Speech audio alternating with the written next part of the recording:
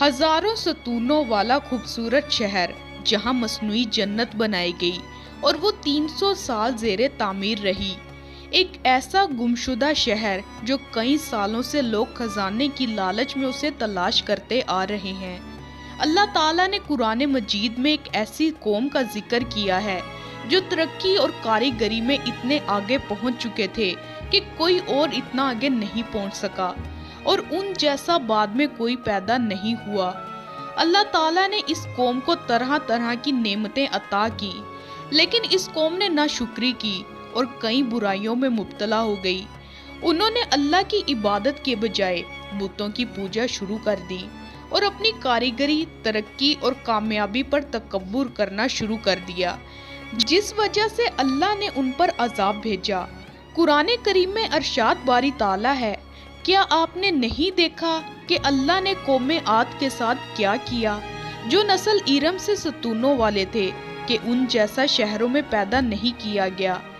ہزاروں ستونوں والا ایک خوابوں کا شہر جسے آج سے 3000 سال قبل دیو ہیکل قوم نے تعمیر کیا تھا، اس قوم نے خدا کی بنائی ہوئی جنت سے انکار کر کے خود اپنی جنت بنانے میں مصروف ہو گئے۔ یہ وہی گمشدہ شہر ہے جس کے خزانے کی لالچ میں لوگ اسے تلاش کر رہے ہیں۔ اس کا ذکر قرآن پاک میں بھی موجود ہے۔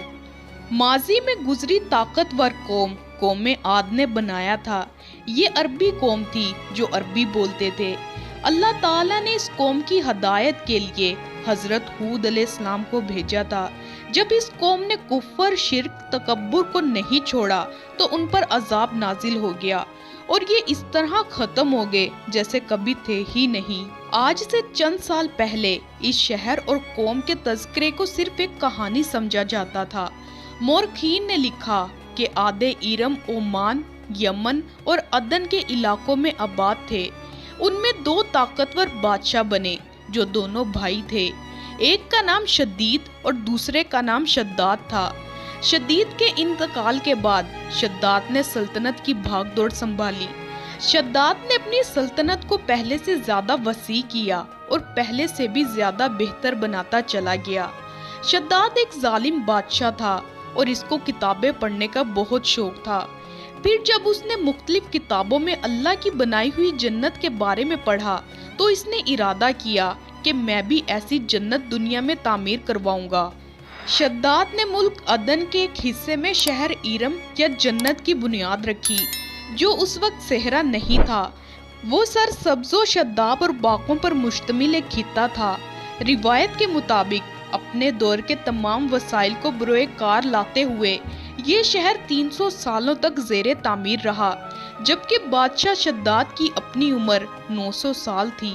شداد کے حکم کے مطابق سونے چاندی کے مکانات بنائے گئے، بڑے بڑے محلات بنائے گئے جن میں یاقوت اور زمرد کے ستون بنے تھے۔ اس میں کئی قسم کی نہریں اور درخت لگائے گئے۔ اس باغ میں دنیا بھر کے قسم کی آرائش اور عیاشیوں کی چیزیں منگوائی گئی۔ یہ شہر اتنا حسین تھا کہ تاریخ رات میں بھی دور سے اس کی چمک دیکھی جا سکتی تھی۔ اس کے ہر ایک محل میں 1000 ستون تھے۔ طرح طرح کے مشروب، شہد، شراب اور دودھ کی نہریں بہائی گئی۔ یہ نہریں اس شہر میں موجود ہر گھر کو سیراب کرتی تھی۔ نہروں کے کنارے پر لگائے گئے سونے چاندی کے مصنوعی درخت اس شہر کے حسن میں اضافہ کرتی تھی۔ بادشاہ شداد نے اپنی مصنوعی جنت کی تیاری کے 300 برس بہت بے چینی اور بے صبری میں گزارے تھے۔ شداد اس مصنوعی جنت کو اس وقت دیکھنا چاہتا تھا جب وہ مکمل تیار ہو چکی ہو، لہٰذا ایک طویل مدت کے بعد جب جنت تیار ہو چکی تو شداد اپنے لشکر کے ساتھ انتہائی جاہ و جلال کے ساتھ اپنی بنائی ہوئی اس خوبصورت جنت کو دیکھنے کے لیے روانہ ہوا۔ جب شداد اپنی بنائی ہوئی جنت کے 1 کوس کے فاصلے پر تھا تو اللہ تعالیٰ کی طرف سے ایک چیخ کی صورت میں اس پر اور اس کے لشکروں پر عذاب نازل ہوا۔ اتنے سالوں سے جنت کو دیکھنے کی حسرت کو دل میں لیے ہی ہلاک ہو گیا۔ وہ اپنی جنت کی ایک جھلک بھی نہ دیکھ سکا۔ اللہ کی طرف سے یہ عذاب اتنا شدید تھا کہ شداد کا بنایا ہوا یہ عجائب روزگار شہر آن کی آن صفائے ہستی سے مٹ گیا۔ آج ہزاروں سال گزر جانے کے باوجود صحرائے عرب کے اس حصے میں इंसान तो दूर कोई जानवर या नबातात भी नहीं पाई जाती। रिवायत है कि एक सहाबा रसूल हजरत अब्दुल्ला बिन कलाबा इत्तफाक से अदन के इलाकों में चले गए। अचानक आपका एक ऊंट भाग गया और आप उसको तलाश करते करते उस शहर के पास पहुंच गए। जब आपकी नजर उनके मीनारों और दीवारों पर पड़ी तो आप बेहोश हो गए। जब आपको होश आया तो ख्याल आया कि इस जगह की सूरत हाल तो वैसी ही नजर आती है जैसे रसूलुल्लाह सल्लल्लाहु अलैहि वसल्लम ने हमसे शद्दाद की जन्नत के बारे में बयान फरमाई थी। फिर आप उस शहर के अंदर दाखिल हुए तो आपने उस शहर में आरामो आराइश की चीजें देखी और ऐसी ऐसी चीजें देखी जो पहले कभी नहीं देखी थी, लेकिन वहाँ कोई इंसान भी नहीं था।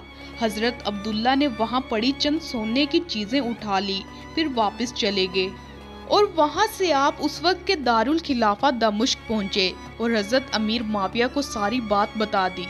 हजरत अमीर माविया सब सुनकर बहुत हैरान हुए और उन्होंने इस बारे में मालूमात हासिल की कि दुनिया में वाकई कभी ऐसा शहर बनाया गया था। तो हजरत काब बिन अहबार ने जवाब दिया कि हाँ, कुरान मजीद में भी इसका जिक्र मौजूद है, मगर अल्लाह ताला ने इसको लोगों की नजरों से छुपा दिया है। हजरत काब बिन अहबार ने बताया कि रसूलुल्लाह सल्लल्लाहु अलैहि वसल्लम ने फरमाया था कि मेरी उम्मत में से एक आदमी उस शहर में चला जाएगा और आपने उस आदमी की निशानियां बताई।